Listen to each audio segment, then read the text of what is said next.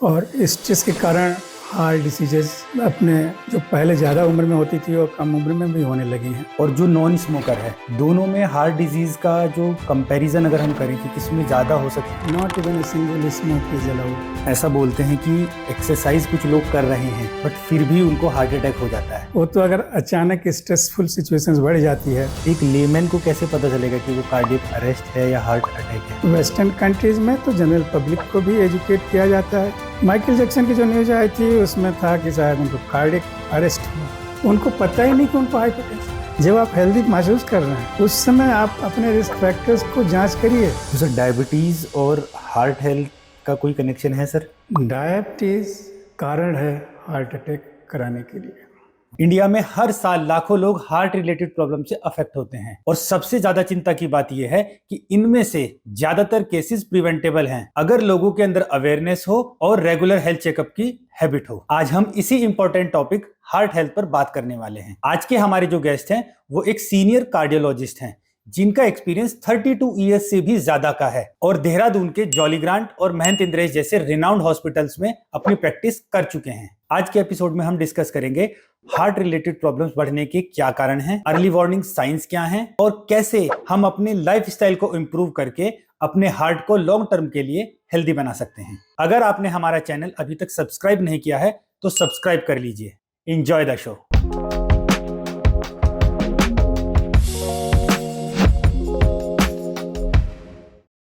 Sir, stress और lifestyle heart health को कैसे अफेक्ट करते हैं? आजकल की ज़िंदगी ज़्यादा स्ट्रेसफुल हो गई है और स्ट्रेस के कारण हार्ट डिसीजेस अपने जो पहले ज़्यादा उम्र में होती थी और कम उम्र में भी होने लगी हैं। और जो ओल्ड एज में होती हैं डिसीजेस उनको भी जल्दी वो प्रेसिपिटेट कर देती हैं स्ट्रेस। और लाइफ स्टाइल की यहाँ तक बात है, स्मोकिंग, अल्कोहल, ये सारी चीज़ें हार्ट डिसीज़ के लिए डेंजरस हैं। तो सर, जैसे कोई इंसान है और वो स्मोकिंग करता है तो और जो नॉन स्मोकर है, दोनों में हार्ट डिजीज का जो कंपैरिजन अगर हम करें कि किसमें ज़्यादा हो सकती है और कितनी जल्दी हो सकती है स्मोकर में, उसका कोई डेटा होता है अपने पास? हाँ, स्मोकर्स को हार्ट डिसीज़ ज़्यादा होती है और जो नॉन स्मोकर्स हैं उनको हार्ट डिसीज़ उतना नहीं हो पाएगा, क्योंकि जो स्मोकिंग है पब्लिक जानती है कि लंग कैंसर कराती है, ओरल कैविटी का, मुंह का कैंसर कराती है। बिल्कुल सर। लेकिन ये स्मोकिंग उतनी ही डेंजरस हार्ट के लिए भी है और ये हार्ट अटैक के होने के कारणों में से एक है। मीन्स हम कह सकते हैं कि अगर कोई स्मोकर है, अब कंपेरेटिवली बहुत ज़्यादा चांस है कि उसको हार्ट अटैक हो सकता है। हाँ, इसलिए सारे हार्ट के पेशेंट्स को स्मोकिंग तुरंत बंद कर देना चाहिए। जो लोग कहते हैं कि हम स्मोकिंग कम कर देंगे, वो वहाँ पर समझौता नहीं करना है। Not even a single smoke is allowed. तो स्मोकिंग तो उन्हें एकदम बंद कर देते हैं। अल्कोहल में बल्कि थोड़ा सा परमिसिबल है कि lower amount, small amount of alcohol is permissible, अगर वो पहले से लेते आ रहे हैं तो जी। लेकिन स्मोकिंग में तो ऐसा है ही नहीं। स्मोकिंग तो आपको एकदम बंद करना है। तो सर, अभी जैसे कोविड के बाद से भी बहुत सारे कॉम्प्लिकेशंस बढ़ गए हैं और भी बाकी जो बीमारियां हैं वो भी बहुत ज़्यादा बढ़ गई हैं। बट अगर हम हार्ट डिजीज़ के बारे में बात करें तो अब क्या पैटर्न में चेंज आ गया है? मतलब अब ऐसा क्या हो गया है कि ज़्यादा ध्यान रखना है या पहले के मुकाबले ज़्यादा प्रॉब्लम्स क्रिएट होती हैं? क्योंकि जब हम हार्ट डिसीज़ कहते हैं तो वैसे तो हार्ट डिसीज़ में कई तरह की हार्ट डिसीज़ होती हैं कि वाल्व की हार्ट डिसीज़ और हार्ट की जो ब्लड वेसल्स हैं उसकी हार्ट डिसीज़।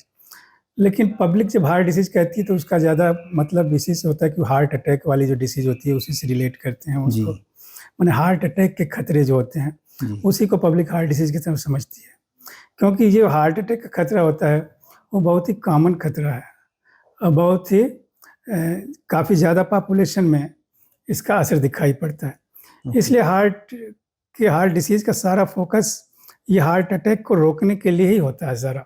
इसके संबंध में जो कुछ भी प्रिकॉशन लेने हैं, जो कुछ भी प्रिवेंटिव स्टेप्स लेने हैं, उसका एक ही उद्देश्य है कि कैसे हार्ट अटैक को रोकें।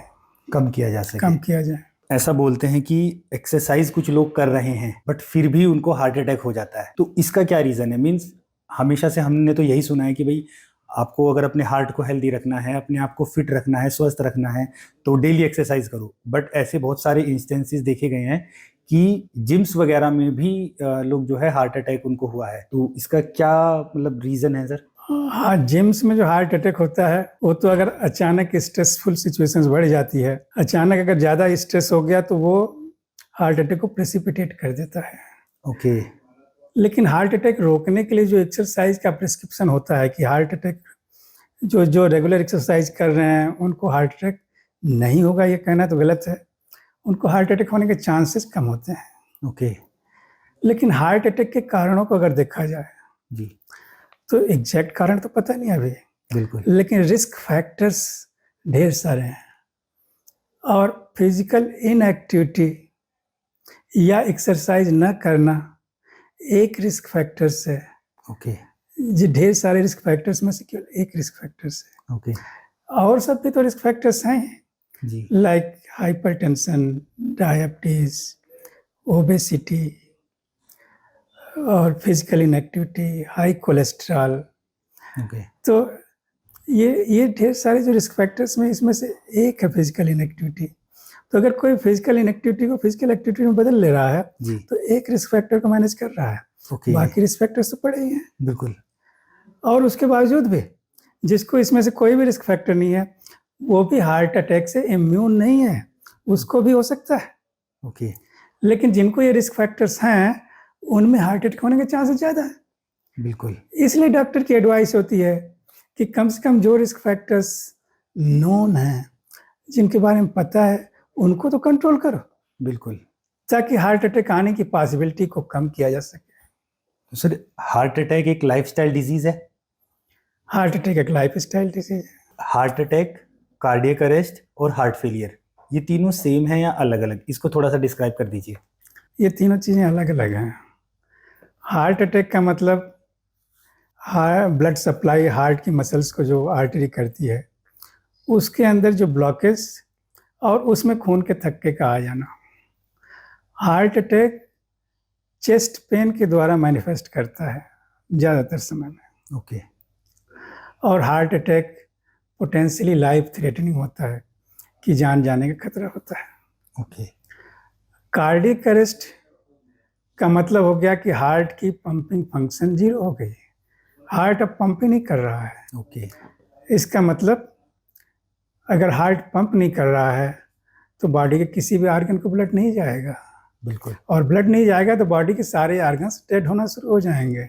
ओके। अब चाहे वो ब्रेन हो या लिवर हो या किडनी हो, तो मल्टी आर्गन फेल्योर हो जाएगा, वो डेथ हो जाएगी। बिल्कुल। तो कार्डियक अरेस्ट के समय अगर सीपीआर न किया गया तो 3 से 5 मिनट के अंदर पर्सन की डेथ हो जाएगी। मीन्स कार्डियक अरेस्ट में सीपीआर अगर टाइमली कर दिया जाए तो उसको बचाया भी जा सकता है। सर एक लेमैन को कैसे पता चलेगा कि वो कार्डियक अरेस्ट है या हार्ट अटैक है? कार्डियक अरेस्ट का मरीज तो बेहोश हो जाता है। ओके। उसका पल्स अगर आप देखेंगे तो पल्स नहीं मिलेगा जी। ब्लड प्रेशर नहीं मिलेगा। ब्लड प्रेशर तो जांचने की बात है। उसकी सांसें भी धीरे धीरे बंद होने लगती हैं। ओके। तो अगर कोई आदमी बेहोश है और उसका पल्स नहीं मिल रहा है तो एक लेमैन उसको एज्यूम कर सकता है कि कार्डियक अरेस्ट है। ओके। अगर किसी ने स्टेथोस्कोप लगाया तो उसमें हार्ट की साउंड्स नहीं सुनाई पड़ेगी। वेस्टर्न कंट्रीज में तो जनरल पब्लिक को भी एजुकेट किया जाता है कि आप कार्डियक अरेस्ट को पहचानिए और सीपीआर शुरू करिए। ओके। सीपीआर का मतलब कार्डियोपल्मोनरी रिससिटेशन। तो जो चेस्ट के ऊपर थंपिंग करते हैं और उसको कंप्रेशन देते हैं जी। वो सीपीआर है। और सीपीआर कर करके कितने कार्डियक अरेस्ट को वाले मरीजों की जान बचाई जा सकती है। और हार्ट फेल्योर की जहाँ तक बात है, हार्ट फेल्योर का मतलब हार्ट अभी पंप कर रहा है जी। लेकिन उतना सफिशिएंटली नहीं कर रहा है जितनी बॉडी को डिमांड है। ओके।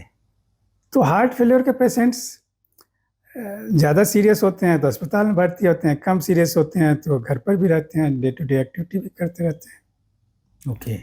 तो तीनों में सबसे ज्यादा खतरनाक क्या है सर? सबसे ज़्यादा खतरनाक तो कार्डियक अरेस्ट है। कार्डियक अरेस्ट का मतलब कि आदमी अब डेथ होने जा रही है। ओके। कार्डियक अरेस्ट का मतलब 3 से 5 मिनट के अंदर सीपीआर नहीं हुआ तो इसकी डेथ निश्चित है। बट अगर सीपीआर दे दिया जाए तो बचाया जा सकता है। सीपीआर दे करके उसको बचाने के का प्रयास किया जा सकता है। हार्ट अटैक में जी। सीपीआर का ऐसा कोई रोल नहीं, लेकिन हार्ट अटैक में अगर कार्डियक अरेस्ट हो गया तब सीपीआर का रोल आएगा, ओके। क्योंकि हार्ट अटैक के बाद भी कार्डियक, अब जो दूसरा स्टेप आएगा, अगला हार्ट अटैक एडवांस हुआ तो कार्डियक अरेस्ट के रूप में ओके। बढ़ेगा, या हो सकता है कभी कभी हार्ट अटैक का पहला मैनिफेस्टेशन ही कार्डियक अरेस्ट के रूप में हो सकता है। ओके। इसीलिए तो हार्ट अटैक का इतना डर है लोगों के बीच में, और हार्ट अटैक के लिए इतनी पब्लिक अवेयरनेस पैदा की जाने की कोशिश की जाती है जी। कि अगर heart attack sudden cardiac arrest और सडन कार्डियक डेथ के रूप में प्रेजेंट करता है तो फिर तो कुछ करने को बचेगा ही नहीं। बिल्कुल सही बात है सर। इसलिए प्रिवेंटिव मेजर्स की बात की जाती है कि कैसे इसको प्रिवेंट किया जाए। बिल्कुल। और हार्ट अटैक को प्रिवेंट करने के लिए हार्ट अटैक के रिस्क फैक्टर्स को प्रिवेंट करना होता है। और ये रिस्क फैक्टर्स हैं smoking, hypertension, diabetes, cholesterol, physical inactivity. इन सब चीज़ों को मैनेज कर करके हार्ट अटैक के खतरे को काफ़ी हद तक कम किया जा सकता है। ओके। अच्छा सर, कुछ अभी रिसेंटली कुछ इंस्टेंस हुए हैं, जैसे कुछ सेलिब्रिटीज़ हैं उनको मतलब हार्ट अटैक या कार्डियक अरेस्ट हुआ है। एक सेलिब्रिटी थे माइकल जैक्सन, उनको भी कुछ इसी तरीके की प्रॉब्लम हुई थी, तो उसके बारे में कुछ जानते हैं सर? माइकल जैक्सन की जो न्यूज़ आई थी उसमें था कि शायद उनको कार्डियक अरेस्ट हुआ। ओके। तो कार्डियक अरेस्ट के कारणों को अगर देखा जाए तो हार्ट अटैक एक कारण है, लेकिन हार्ट अटैक के अलावा भी दूसरे हार्ट की डिसीजेस भी कार्डियक अरेस्ट करा सकती हैं। ओके। जैसे कोई ड्रग्स लेता है या कोई किसी भी दूसरी दवाइयों का सेवन करता है, जी। तो इन लोगों को भी कार्डियक अरेस्ट हो सकता है बिना हार्ट अटैक हुए। ओके। और ऐसी स्थिति में जब हार्ट रुक जाएगा, हार्ट की पंपिंग फंक्शन रुक जाएगी, अनलेस कोई तुरंत सीपीआर अगर ना करे जी। तो death is certain in next 3 to 5 minutes. काफ़ी केसेस में सीपीआर सक्सेसफुल भी हो जाता जी। है और कुछ केसेस में नहीं भी होते हैं, लेकिन सीपीआर करने की कोशिश करनी चाहिए। ओके। अच्छा सर, एक टर्म होती है हाइपरटेंशन, शायद उसको हाई ब्लड प्रेशर भी बोलते हैं। तो अब इंडिया को में कहा जाता है कि ये एक साइलेंट किलर है, तो ये हार्ट रिलेटेड ही है या ये कुछ अलग बीमारी है? हाइपरटेंशन बेसिकली एक हार्ट डिसीज है, क्योंकि कार्डियोवास्कुलर सिस्टम का पार्ट है जी। और हाइपरटेंशन बहुत कॉमन भी है। Around 25% of the adult population, मान 4 एडल्ट्स में से एक हाइपरटेंसिव है।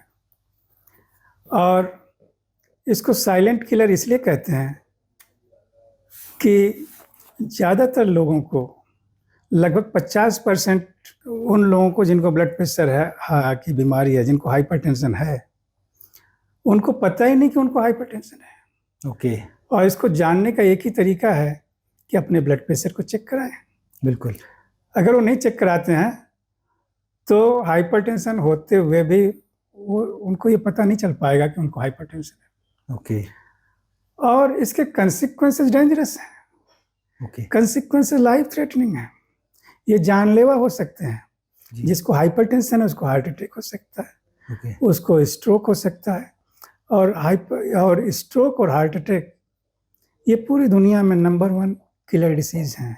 ओके। सबसे ज़्यादा almost 50% of the population dies because of stroke and hypertension, stroke and heart attack. Okay. तो इसलिए इसको किलर बोलते हैं क्योंकि कंसिक्वेंसेस जानलेवा हैं। जी। और साइलेंट इसलिए बोलते हैं कि काफ़ी लोगों में तो पता ही नहीं चलता है। पता ही नहीं चल पाता है कि वो, माने उनको जानकारी नहीं रहती इस बात की कि वो हाइपरटेंसिव हैं, ओके।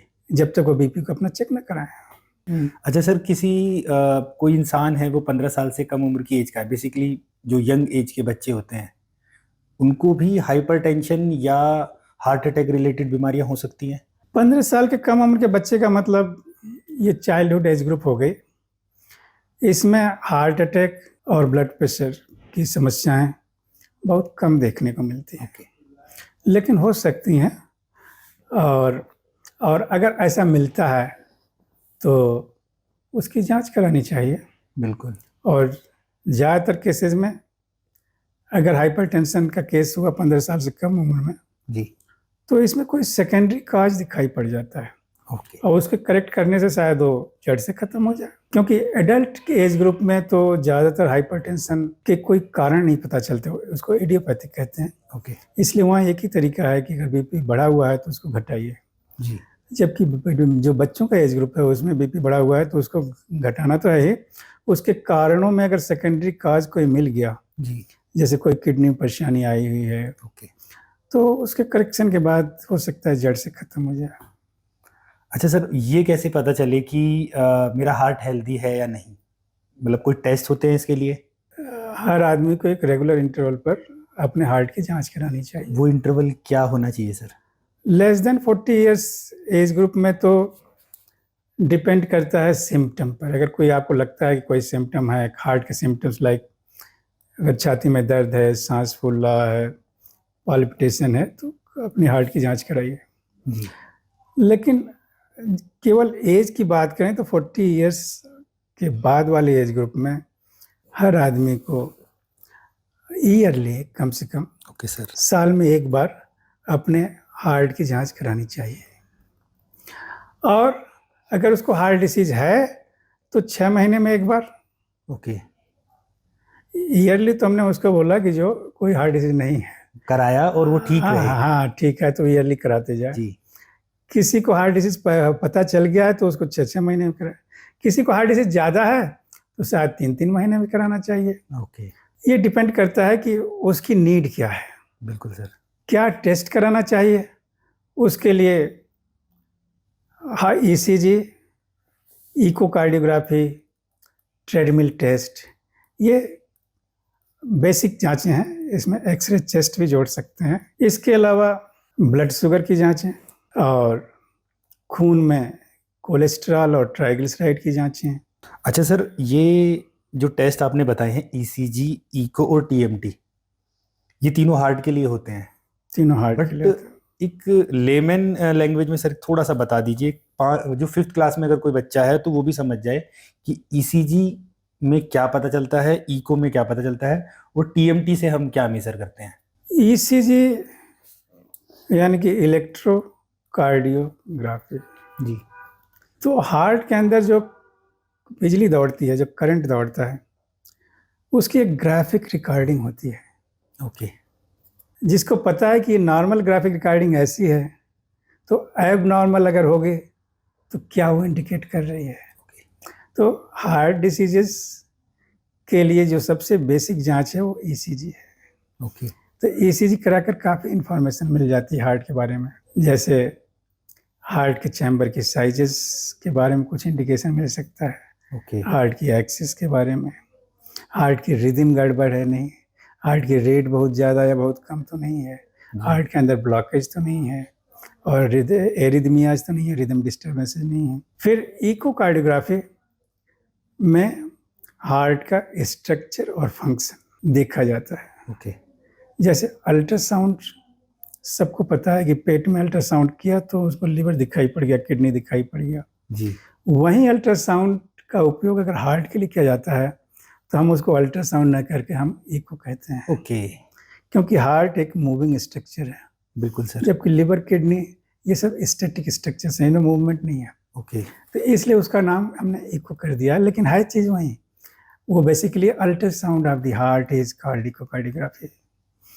तो उससे हार्ट को डायरेक्टली हम देख लेते हैं कि उसके स्ट्रक्चर, उसके फंक्शन, उसके वाल्व की लीकेज अगर कोई है वही पता चल जाएगी, वाल्व कोई सिकुड़न है तो पता चल जाएगी, पेरिकार्डियम में गड़बड़ी है, मायोकार्डियम में गड़बड़ी, वही पता चल जाएगी। हार्ट अटैक हुआ है तो उसकी कॉन्ट्रैक्टिलिटी किस एरिया में कम है वो मालूम हो जाएगा। हार्ट के अंदर कोई थक्का पड़ा हुआ है तो वो दिखाई पड़ जाएगा। जी तो ऐसी ढेर सारी इंफॉर्मेशंस इकोकार्डियोग्राफी से पता चल जाती है।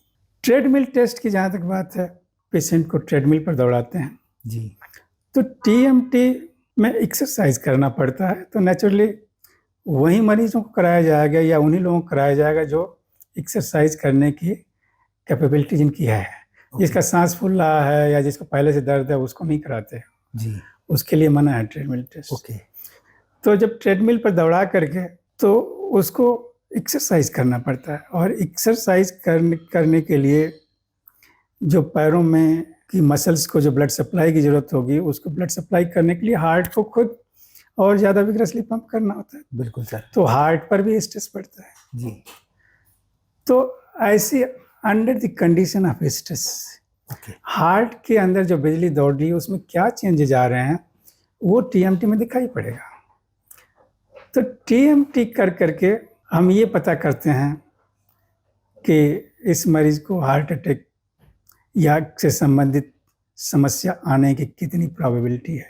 ओके या अगर टीएमटी नॉर्मल है तो इसका मतलब हार्ट की ब्लॉकेज संबंधी समस्याएं इनको नहीं है, ऐसी पॉसिबिलिटी ज़्यादा दिखाई पड़ती है। मैं क्योंकि खुद हेल्थ केयर प्रोफेशनल हूँ, तो कई बार मैं सुनता हूँ कि मतलब कोलेस्ट्रॉल बहुत बढ़ा हुआ है किसी का, मतलब जैसे उसने कोलेस्ट्रॉल का टेस्ट कराया, कोलेस्ट्रॉल बढ़ा हुआ है, तो कोलेस्ट्रॉल बढ़ने का मतलब फैट बढ़ना है या हार्ट रिलेटेड कोई इशू है, मतलब इसको थोड़ा सा एक्सप्लेन कर दीजिए सर। जो खून में चर्बी जब बढ़ने की बात आती है तो खून में चर्बी के कई कंपोनेंट्स होते हैं, एक है कोलेस्ट्रॉल, एक है ट्राइग्लिसराइड।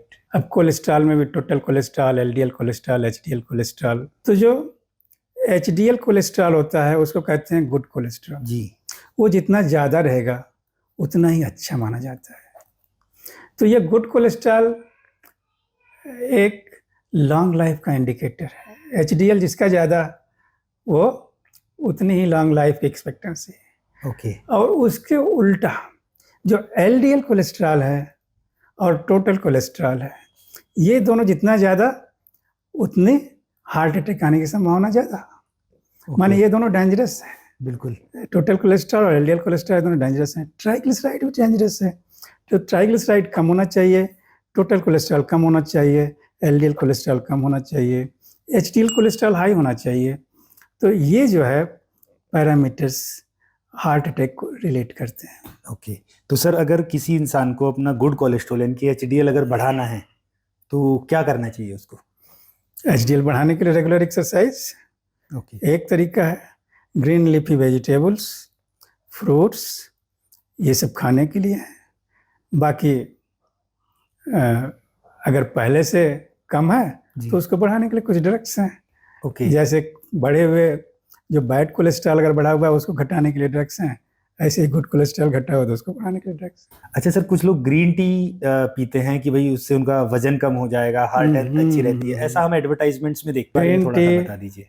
या लहसुन और प्याज, ओके ये सब भी चीज़ें इनका असर आता है। ब्लड प्रेशर को ये थोड़ा कम करते हैं, कोलेस्ट्रॉल को कम करते हैं, और इसके कारण ये हार्ट अटैक होने की संभावनाओं को कम करते हैं। ओके तो इनको डे टू डे खाने में अगर इनका इंक्लूजन होता है वो हार्ट अटैक को भी कम करेगी, कोलेस्ट्रॉल को। प्याज और लहसुन खाना अच्छा है सर? अच्छा है। अच्छा सर, हार्ट अटैक से पहले बॉडी कुछ वार्निंग साइन देती है? जिसको हार्ट अटैक होता है वो चेस्ट पेन के रूप में मैनिफेस्ट करता है ज़्यादातर लोगों में। मतलब ये चेस्ट पेन सर जैसे यहाँ पे? हाँ, चेस्ट पेन रेट्रोस्टर्नल होगा मिड लाइन में। ओके हार्ट होता भले लेफ्ट साइड में, जी लेकिन क्लासिकल डिस्क्रिप्शन होता है जो हार्ट अटैक का वो मिड लाइन में, इस यहाँ पर माने स्टर्नम के स्टर्नम के ऊपर मिड लाइन। कई बार जैसे हमारे ना साइड में चेस्ट पेन होता है तो सब यही बोलते हैं कि भाई ऐसा तो नहीं कि हार्ट अटैक का कोई पेन है, तो वो गलत है मीन्स? नहीं, चेस्ट पेन के कारण कई हैं। अब उसमें देखना पड़ेगा कि ये चेस्ट पेन हार्ट अटैक के कारण है या नहीं है, क्योंकि कई कारणों में से जो सबसे डेंजरस कारण है वो हार्ट अटैक का है जी। अगर हमने उसको मान लिया कि ये इनसिग्निफिकेंट है और अंदर से हार्ट अटैक हुआ तो उसके खतरनाक कंसिक्वेंसेस होंगे। बिल्कुल सर। तो इसलिए जब भी चेस्ट पेन होता है उसको सलाह दी जाती है कि डॉक्टर से कंसल्ट कर ले। ओके कुछ केसेस में हार्ट अटैक सांस फूलने के रूप में दिखाई पड़ता है, और कुछ केसेज में तो हार्ट अटैक सीधे सडन कार्डियक डेथ के रूप में मैनिफेस्ट कर सकता है। ओके। इसीलिए जब कभी आपने सुना होगा, स्पेशली जब वीआईपीज या मिनिस्टर्स जी। या एक्टर्स के न्यूज़ में आता है कि दिल का दौरा पड़ने से मृत्यु, माने सडन हार्ट अटैक हुआ और डेथ हो गई। ओके। इसका मतलब उनके केस में कोई वार्निंग सिम्टम नहीं आया। ओके। तो हार्ट अटैक में वार्निंग सिम्टम आवे या कोई ज़रूरी नहीं है, कुछ केसेस में तो नहीं आते हैं। ओके। और कुछ केसेस में हार्ट अटैक का जो पहला मैनिफेस्टेशन होता है वो सडन डेथ। इसीलिए आपने देखा होगा, या अभी कल की न्यूज़ है कि एक टैक्सी चालक सवारी लेकर जा रहा था, ओके। यहीं मसूरी देहरादून रास्ते पर, उसके पीछे भी 4 लोग बैठे हुए थे गाड़ी में, और वो गाड़ी किनारे लगाया और फिर लोगों ने देखा तो ही वाज डेड, ड्राइवर की सीट पर ही बैठा हुआ था। तो इट वाज अज्यूम्ड दैट बिना वार्निंग सिम्टम्स के अगर ये आ गया तो उसके बाद करने कुछ बचा ही नहीं। इसीलिए तो सारा जोर इस बात पर है कि अपने हार्ट का प्रिवेंटिव हेल्थ चेकअप कराइए ताकि वो नौबत ना आवे। बिल्कुल सर। सर, अगर किसी इंसान को अपने हार्ट को हेल्दी रखना है और हार्ट अटैक के जो खतरे को कम से कम रखना है, तो उसको डाइट में मतलब बेसिकली क्या ध्यान रखना चाहिए? क्या उसको डेली बेसिस पे खाना चाहिए? हेल्दी हार्ट के लिए जो डाइट है उसमें ध्यान देना है कि घी, तेल, चिकनाई कम से कम रहे, हरी सब्जियां ज़्यादा रहें, फ्रूट्स ज़्यादा रहें, वेजिटेबल्स ज़्यादा रहें। बाकी स्मोकिंग तो ज़ीरो रखना है, और अल्कोहल या तो बंद रहे या लिमिटेड मात्रा में रहे। अच्छा सर, आपके साइड से कोई एक ऐसा मैसेज जो लोग अपनी हार्ट हेल्थ को इग्नोर करते हैं, एज ए स्पेशलिस्ट डॉक्टर आप कुछ कहना चाहते हैं कि भाई हार्ट के लिए आप इन चीज़ों का ध्यान रखें बेसिकली? पहले तो ये समझना है कि हार्ट जो है बॉडी का इंजन है। बिल्कुल सर। जैसे ट्रेन में इंजन होता है और इंजन ही खराब हो तो फिर ट्रेन का कोई मतलब नहीं रह जाता। इसी तरह से हार्ट जो है बॉडी का इंजन है, और हार्ट को हेल्दी रखना इसलिए ज़रूरी भी है कि heart attack leading cause of death all over the world है। माने सबसे ज़्यादा डेथ्स हार्ट अटैक से होती है। ओके। तो लाइफ रहते रहते जब आप हेल्दी महसूस कर रहे हैं उस समय आप अपने रिस्क फैक्टर्स को जांच करिए, कि जांच कराइए और उनको मैनेज करिए। तो सर, डायबिटीज़ और हार्ट हेल्थ का कोई कनेक्शन है सर? डायबिटीज़ एक कारण है हार्ट अटैक कराने के लिए। ओके। जैसे हार्ट अटैक के अगर कारणों को देखा जाए, जी। या बेटर होगा कहना कि रिस्क फैक्टर्स को देखा जाए, तो एक डायबिटीज़ है। अगर डायबिटीज़ को कंट्रोल करेंगे तो हार्ट अटैक के रिस्क को हम कम कर सकते हैं। उसी तरह हाइपरटेंशन को कंट्रोल करेंगे तो हार्ट अटैक के रिस्क को कम कर सकते हैं। उसी तरह ओबेसिटी को कम करेंगे तो हार्ट अटैक के रिस्क को कम करेंगे। ओके। उसी तरह स्मोकिंग अगर हमने बंद कर दिया तो हार्ट अटैक का रिस्क कम हो जाएगा। उसी तरह फिजिकल इनएक्टिविटी को हमने हटा दिया, यानी हम रेगुलर एक्सरसाइज कर रहे हैं, तो हार्ट अटैक का रिस्क कम रहेगा। जी। तो सर, जो लोग जिम में जाते हैं और मतलब बॉडी वेट वर्कआउट करते हैं, कुछ लोग हैवी वर्कआउट करते हैं, कुछ लोग सिर्फ स्पेसिफिकली बोला जाता है कार्डियोवास्कुलर एक्सरसाइज, तो कोई इफेक्टिव 2-3 एक्सरसाइज आप बता सकते हैं कि एक हेल्दी हार्ट के लिए क्या एक्सरसाइज किसी को करनी चाहिए? हेल्दी हार्ट के लिए जो एक्सरसाइज होती है वो फास्ट वॉकिंग, ओके। ट्रेडमिल पर दौड़ना, या बाइसिकल चलाना। वो बाइसिकल चाहे तो स्टेशनरी बाइसिकल जी सर। पर चला सकते हैं, या सड़क पर बाइसिकल चला सकते हैं। तो ये एक्सरसाइजेस हार्ट की हेल्थ को मेंटेन करके रखते हैं। ओके। जैसे कई बार कई लोगों के पैर सूजे होते हैं, तो लोग कहते हैं कि वो हो सकता है हार्ट डिजीज का कोई प्रॉब्लम हो सकता है, या कोलेस्ट्रॉल बहुत बढ़ा हुआ है, तो इसको सर थोड़ा एक्सप्लेन कर दीजिए। किसी के दोनों पैरों में अगर सूजन हो, उसके 3 कारण हो सकते हैं। एक तो है कि हार्ट दूसरा है लिवर, तीसरा है किडनी। हार्ट जब फेल होता है तो हार्ट फेल्योर टर्म यूज़ किया जाता है, और हार्ट फेल्योर में पैरों में सूजन आती है। दूसरा कारण है अगर लिवर काम नहीं ठीक कर रहा है तब भी पैरों में सूजन आती है, क्योंकि प्रोटीन कम बनता है। और तीसरा है कि किडनी में परेशानी, अगर इस तरह की आगे की प्रोटीन का नुकसान हो रहा है कि यूरिन से, तो फिर बॉडी में प्रोटीन कम रह जाएगा। ऐसी स्थिति में भी पैरों में सूजन आ जाती है। और अगर हार्ट फेल्योर के कारण पैरों में सूजन आती है तो हमें हार्ट फेल्योर के दूसरे लक्षणों को देखना पड़ेगा, जैसे उसका लिवर भी बढ़ जाता है, यहाँ जेबीपी बढ़ रेज्ड हो जाती है, मरीज का सांस फूलता है, और एग्जामिनेशन करेंगे उसमें तो छाती में क्रैकल्स आते हैं। अगर ये हार्ट फेल्योर है तो अब हमें हार्ट फेल्योर के कारणों को ढूंढना पड़ता है। ओके। और जो हार्ट अटैक की जो डिसीज़ है वो एक कारण हो सकती है हार्ट फेल्योर का, और हार्ट अटैक के अलावा भी दूसरे कारण होते हैं जो हार्ट फेल्योर कर सकते हैं।